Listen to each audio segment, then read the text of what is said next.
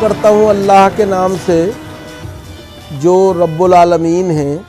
رحمان الرحیم ہیں، مالک یوم الدین ہیں، ہم جس کی عبادت کرتے ہیں اور جس سے مدد چاہتے ہیں۔ درود و سلام اس کے نبی برحق سید المرسلین، خاتم النبیین، شفیع المذنبین، رحمت للعالمین، گنبد خضرا کے مکین جناب احمد مجتبی محمد مصطفیٰ صلی اللہ علیہ وسلم، ان کی آل اور اصحاب پر۔ ناظرین کرام، رمضان کا مہینہ سال میں ایک دفعہ آتا ہے اور اپنے ساتھ روزوں کی سوغات لاتا ہے۔ روزہ یا صوم، جس کے لفظی اور لغوی معنی جو ہیں وہ رکنے اور چپ رہنے کے ہیں، جسے بعض جگہ قرآن میں صبر بھی کہا گیا ہے۔ یعنی روزہ یا صوم جو ہے وہ اپنے آپ کو برائیوں سے روکنے، خواہشات نفسانی کی غلامی اور اتباع سے اپنے کو بچانے، اور تمام فحش باتوں اور تمام ایسی باتیں جو لوگوں کے لیے دل آزاری کا سبب بنتی ہیں، جن سے سماج میں نفاق پیدا ہوتا ہے، فساد پیدا ہوتا ہے، ٹکراؤ پیدا ہوتا ہے، جس سے امن و امان کو خطرہ لاحق ہوتا ہے، ان سے اپنے آپ کو بچانے، یعنی ایسی باتوں سے کہنے سے بہتر ہے کہ آدمی چپ رہے، اور یہی رمضان کے مہینے کی روح ہے، یہی اس کی اسپرٹ ہے۔ اگر آپ غور کریں تو رمضان میں ہم صبح صادق سے لے کر اور شام کو مغرب کے وقت تک کچھ نہیں کھاتے ہیں، کچھ نہیں پیتے ہیں، اپنی جو خواہشات نفسانی ہیں ان سے اپنے آپ کو روکتے ہیں، اور اس طرح سے ہم اپنے نفس پر قابو پانے کی کوشش کرتے ہیں۔ اور اگر آپ غور کریں تو اللہ رب العزت نے قرآن کریم میں جس طرح روزے کی فرضیت کا اعلان کیا ہے وہ بہت دلچسپ ہے۔ اللہ رب العزت نے فرمایا، اے لوگو، تم پر بھی روزے اسی طرح فرض کیے گئے جیسے پچھلی قوموں پر فرض کیے گئے تھے۔ یعنی روزہ وہ عبادت ہے جو تاریخی اعتبار سے اللہ رب العزت خود اس بات کو فرما رہا ہے کہ تمام قوموں کے اندر پائے جاتے تھے۔ اور ہم جب انسانی تاریخ کا مطالعہ کرتے ہیں اور انسانی تاریخ میں جو مختلف مذاہب ہیں ان کا مطالعہ کرتے ہیں تو ہمیں پتہ چلتا ہے کہ واقعی روزہ کسی نہ کسی روپ میں، کسی نہ کسی شکل میں ہر مذہب میں پایا جاتا ہے۔ اب اس کی شکلیں مختلف ہو سکتی ہیں، اس کے اوقات مختلف ہو سکتے ہیں، اس کی مدت الگ ہو سکتی ہے، لیکن اسلام نے ہمیں جو روزے دیے اس میں ہمیں اس نے بہت سے افراط اور تفریط سے بچایا بھی ہے۔ اسلام کے اندر روزہ جو ہے وہ نماز اور زکوٰۃ کے بعد تیسرا رکن ہے۔ رمضان کے مہینے میں جب انسان روزہ رکھتا ہے تو وہ بنیادی طور پر سب سے پہلے اس تجربے سے گزرتا ہے جسے بھوک اور پیاس کا تجربہ کہتے ہیں، اور جب بھوک اور پیاس کے اس تجربے سے خود گزرتا ہے، بھوک اور پیاس سے خود دوچار ہوتا ہے، تو اس کے نتیجے میں اس کے دل میں اور اس کے دماغ میں ان لوگوں کی تکلیف، ان لوگوں کی تڑپ کا اندازہ اسے ہوتا ہے اور احساس ہوتا ہے، جو اسرت و افلاس، تنگ دستی و غربت کی وجہ سے بھوک اور پیاس کا عام طور پہ شکار رہتے ہیں، اور اس طرح اس کے دل میں خود بخود ان کے لیے ایک انسیت کا جذبہ پیدا ہوتا ہے، اور وہ اس تجربے سے گزرنے کے بعد جو وقتی ہوتا ہے، اختیاری ہوتا ہے، اس کو اس کے اندر ان لوگوں کی مدد کرنے کا جذبہ پیدا ہوتا ہے۔ اسی لیے اگر آپ غور کریں تو عام طور پر لوگ رمضان کے مہینے میں زکوٰۃ نکالنے کا خاص طور سے اہتمام کرتے ہیں۔ اس کے علاوہ صدقے اور فطرہ جو ہے اس کو بھی دیتے ہیں، کیوں؟ اسی لیے کہ خود وہ اس تجربے سے دوچار ہو کر دوسروں کی مصیبتوں اور پریشانیوں کا اور تکلیفوں کا اندازہ کر سکتے ہیں۔ دوسری بات جو ہے وہ یہ کہ اگر آپ غور کریں تو آپ کو پتہ چلتا ہے کہ دنیا میں کوئی بھی عبادت اگر آپ لیں گے تو اس میں کہیں نہ کہیں دوسروں کو آپ کو اس عبادت میں مشغول اور مصروف ہوتے ہوئے دیکھنے کا موقع ملتا ہے۔ نماز باجماعت فرض ہے، آپ نماز پڑھتے ہیں تو لوگ آپ کو دیکھتے ہیں۔ زکوٰۃ ایک ایسی چیز ہے جس کے میں کہا گیا کہ اس طرح دو کہ دائیں ہاتھ سے دو تو بائیں ہاتھ کو خبر نہ ہو، لیکن بہرحال اس میں ایک لینے والا ضرور ہوتا ہے۔ تو جب آپ زکوٰۃ دیتے ہیں تو اگرچہ آپ یہ اہتمام کرتے ہیں کہ نمائش نہ ہو، لیکن بہرحال جس کو دیتے ہیں اسے ضرور خبر ہوتی ہے۔ اسی طرح حج ہے، اگر آپ حج کو بھی دیکھیں تو معلوم ہوا حج تو نام ہی ایک اجتماعی عبادت کا ہے، مگر روزہ وہ عبادت ہے کہ جب تک کوئی شخص اپنے منہ سے یہ نہ کہے کہ میں روزے دار ہوں، کسی دوسرے کو پتہ نہیں چلتا۔ روزہ وہ عبادت ہے کہ جس میں مکر و ریا، فریب اور نمائش کی کسی طرح کی کوئی گنجائش نہیں رہتی ہے، اور اسی لیے اللہ جل شانہ نے اپنے اس کا اجر بھی اپنے پاس رکھا ہے اور روزے داروں کی ہر طرح سے اس نے ستائش کی ہے۔ جب ہم روزہ رکھتے ہیں تو ایک اس روحانی تجربے سے بھی گزرتے ہیں جو انسانی تاریخ میں جلیل القدر پیغمبروں کی سنت بھی ہے، اور جلیل القدر پیغمبر جو تھے جنہوں اللہ کے پیغام کو لے کر آئے، جنہوں نے انسانوں کو ہدایت کا راستہ دکھایا، جنہوں نے توحید باری تعالیٰ کا سبق پڑھایا، وہ اس تجربے سے گزرے۔ بنیادی طور پر ایک ایسے سفر پر بھی رواں دواں ہوتا ہے جو انسانی تاریخ میں جلیل القدر پیغمبروں کی یادگار ہے، اور اگر آپ تاریخ کا مطالعہ کریں، اس کے جھروکوں میں سے دیکھیں تو آپ کو پتہ چلے گا کہ کوہ طور سے جب پرجلال پیغمبر حضرت موسیٰ علیہ السلام توریت کا پیغام لے کر آئے تو وہ 40 دن تک انہوں نے روزہ رکھے تھے۔ اگر آپ یاد کریں، کوہ سعیر کا مقدس پیغمبر حضرت عیسیٰ علیہ السلام جب انجیل کے احکامات لاتے ہیں تو وہ بھی روزوں سے گزرتے ہیں۔ آپ یاد کیجئے جناب محمد الرسول اللہ صلی اللہ علیہ وسلم کو، جنہوں نے غار حرا کی تنہائیوں میں جبل نور پر کتنے دن تک اللہ رب العزت کی عبادت کی اور اپنے آپ کو اس غار میں معتکف رکھا۔ ان تمام چیزوں سے آپ جب واقف ہوتے ہیں اور ایک روزے دار واقف ہوتا ہے تو وہ بنیادی طور پر روحانی سربلندی کے اس سفر میں اپنے آپ کو تقلید کرتے ہوئے پاتا ہے ان جلیل القدر عظیم الشان پیغمبروں کی، جو انسانی تاریخ میں ہماری ہدایت اور رہنمائی کے لیے اللہ جل شانہ کے ذریعے وقتاً فوقتاً بھیجے گئے، اور جنہوں نے اللہ رب العزت کے پیغام کو ہم تک پہنچایا اور ہمیں یہ بتایا کہ اللہ ایک ہے اور انسانیت جو ہے وہ بھی ایک ہے۔ تو اس طرح اگر آپ دیکھیں تو روحانی جو سربلندی کا سفر ہے، روحانی رفتوں کا سفر ہے، روزہ اس سے بھی ہمیں ہمکنار کرتا ہے، اس کا تجربہ بھی ہمیں کراتا ہے۔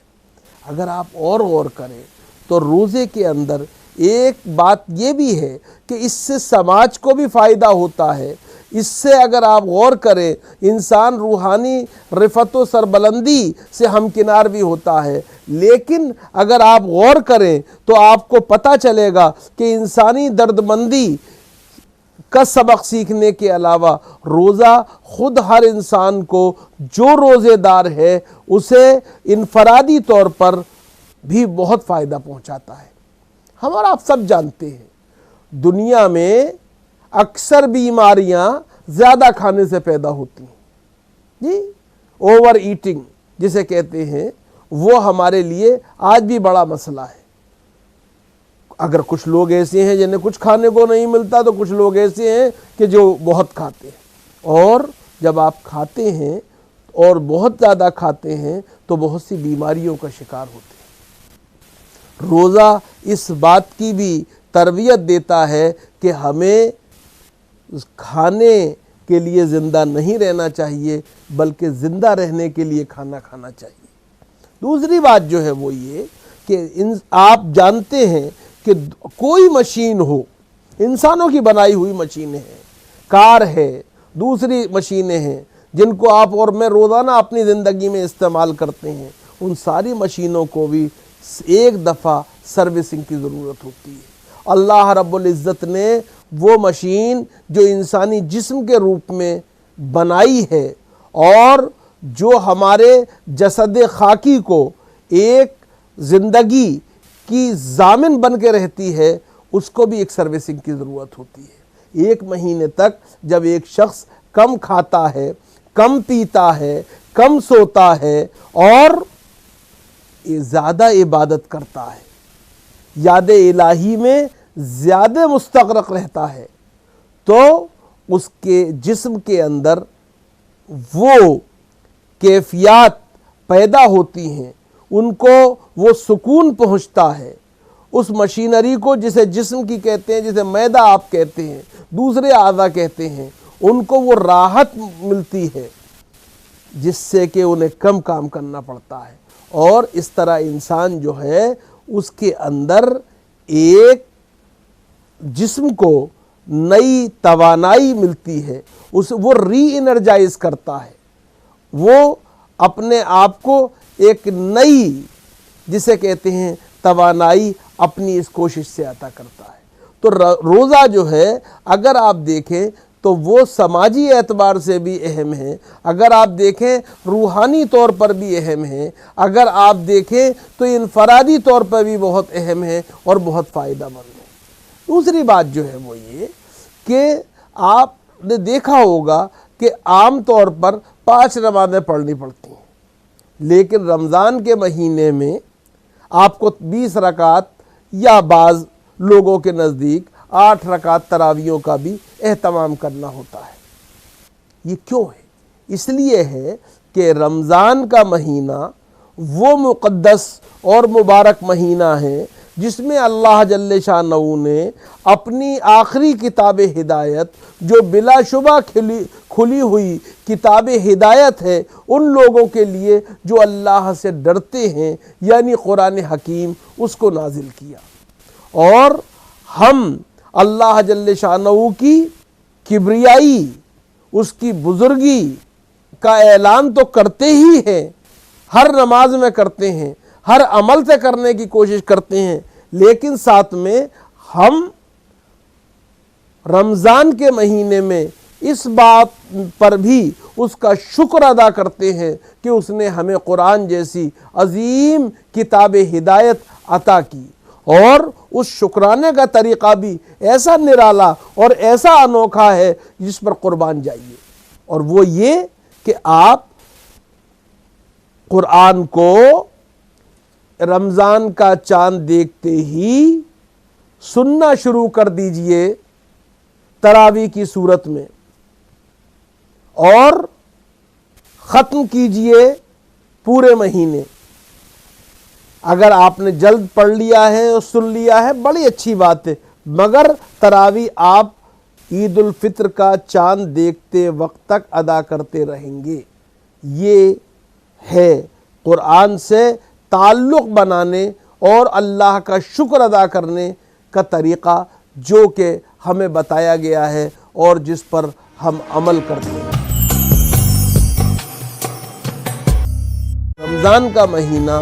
قرآن پر غور کرنے، قرآن جو ہے کہ مطالب کو سمجھنے کا بھی مہینہ ہے۔ اللہ اگر ہمیں توفیق دے تو ہم اس کام کو بھی انجام دینے کی کوشش کرتے ہیں، کیوں کہ قرآن سے جو جتنا تعلق بناتا ہے، قرآن اتنا ہی اس آدمی کو راہ ہدایت کی طرف لے جاتا ہے اس صراط مستقیم کی طرف جس پر جانے والے اللہ کے انعام کے حقدار قرار پاتے ہیں۔ تو رمضان کا مہینہ اگر بحیثیت مجموعی دیکھا جائے تو وہ ہر اعتبار سے انسانوں کی نجات کا مہینہ ہے، انسانوں کی فلاح کا مہینہ ہے، انسانی سماج کی بہبود کا مہینہ ہے، انسانی سماج کی روحانی رفتوں کا ضامن مہینہ ہے۔ شرط یہ ہے کہ ہم رمضان کا حق ادا کریں۔ رمضان کا حق محض بھوکے اور پیاسے رہنے سے ادا نہیں ہوتا ہے۔ رمضان کا حق صرف جو ارکان ہیں ان کی ظاہری ادائیگی سے نہیں ہوتا ہے، بلکہ رمضان کا حق ادا ہوتا ہے اس وقت جب انسان جھوٹ نہیں بولتا ہے، جب انسان مکر، فریب اور ریا سے کام نہیں لیتا ہے، جب انسان جو ہے وہ دوسروں کو کسی طرح کی تکلیف نہیں پہنچاتا ہے، جب وہ لوگوں کو گالی نہیں بکتا ہے، جب وہ لوگوں کے ساتھ دشنام ترازی کا مظاہرہ نہیں کرتا ہے، جب وہ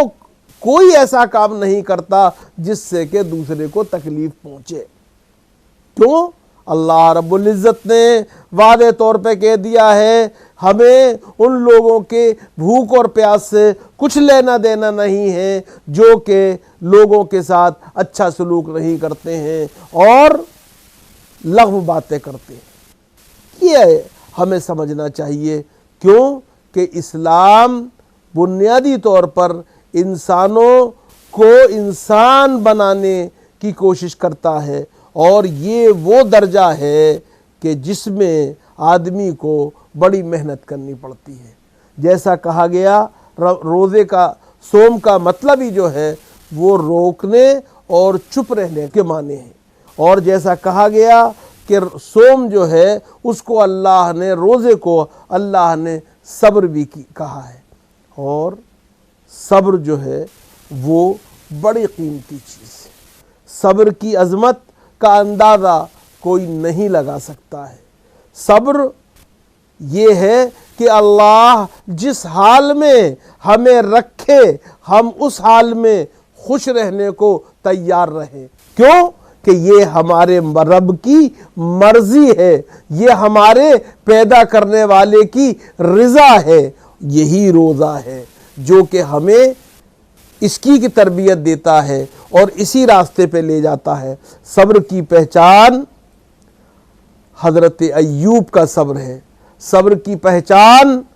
جناب رسالت مآب صلی اللہ علیہ وسلم کی وہ مکی زندگی ہے کہ جب آپ کے اوپر کوڑا بھی پھینکا جائے تو آپ کو کوئی غصہ نہ آئے، لیکن جب کوڑا نہ پھینکا جائے تو تشویش ہو جائے کہ کوڑا پھینکنے والے نے آج کوڑا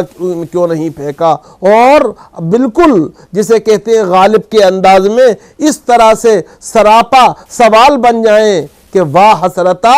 کہ یار نے کھینچا ستم سے ہاتھ ہم کو ہری سے لذت آزار دیکھ کر، اور جا کر کوڑا پھینکنے والی بڑھیا جو ہے اس کی عیادت کریں، اس کی خدمت کریں، اس کی تواضع کریں۔ جب طائف میں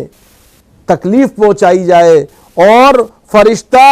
عذاب الہی کی وعید لے کر آئے تو بھی آپ کہیں کہ نہیں اے اللہ انہیں معاف کر دیجئے، کیونکہ یہ نہیں جانتے کہ یہ کیا کر رہے ہیں۔ یہ ہے صبر۔ تو ہمیں رمضان کا مہینہ یہی سبق سکھانے آتا ہے۔ کیا ہم اس کے لیے تیار ہیں؟ کیا ہم بری باتوں سے اپنے آپ کو روکنے، بری باتوں سے اپنے آپ کو بچانے، اور جو لغو گوئی ہے اس سے دریدہ دہنی ہے اس سے اپنے آپ کو چپ رکھنے اور صبر کرنے کے لیے تیار ہیں؟ یہی رمضان کا پیغام ہے، یہی رمضان کا تقاضا ہے، یہی رمضان کا سوال ہے۔ اللہ ہمیں اس کی توفیق دے کہ ہم رمضان کا حق ادا کر سکیں، روزے کی روح جو ہے اس کو پا بھی سکیں اور نبھا بھی سکیں۔ وآخر دعوانا ان الحمد للہ رب العالمین۔